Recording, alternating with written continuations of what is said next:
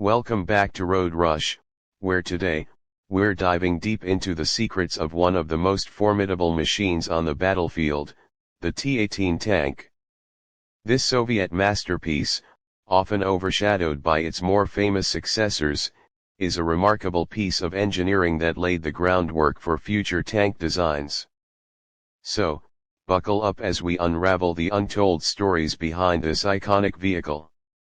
The T-18 was the Soviet Union's first domestically produced tank, originally built in the early 1930s.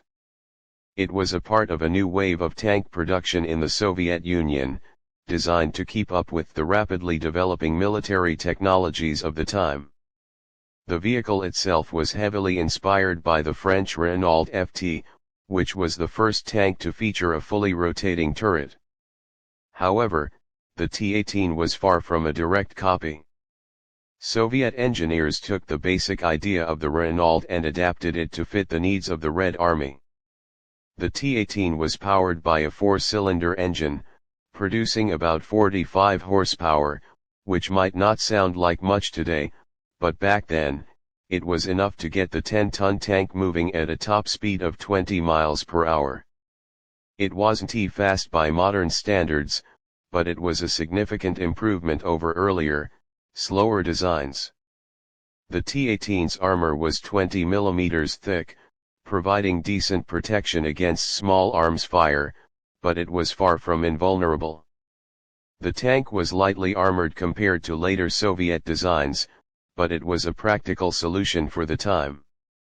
Now let's step inside. The interior of the T-18 was relatively cramped, with just enough space to accommodate the crew of two, a driver and a commander gunner. The driver's compartment was basic, with simple controls to maneuver the tank. The gunner's position was in the turret, where he had access to a 37 mm PTP cannon.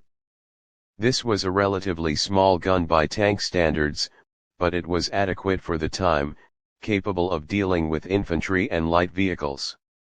There was no loader, the commander had to load the gun himself while also being responsible for targeting and firing. One of the most interesting aspects of the T-18's design was its suspension. It utilized a Christie suspension system, which was a highly advanced feature for its time. This allowed the tank to move more smoothly over rough terrain, which gave it better mobility in difficult conditions.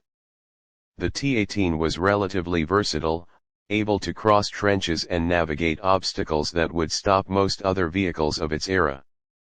However, the suspension system wasn't perfect, and it did cause some reliability issues, which would later be improved in subsequent Soviet tank designs. Despite its innovations, the T-18 was quickly overshadowed by newer and more powerful tanks. It saw limited combat during its service, mainly used for training and support roles. However, its legacy lived on in the designs of later tanks, especially the T-34, which became one of the most famous and successful tanks of World War II. The T-18 was a stepping stone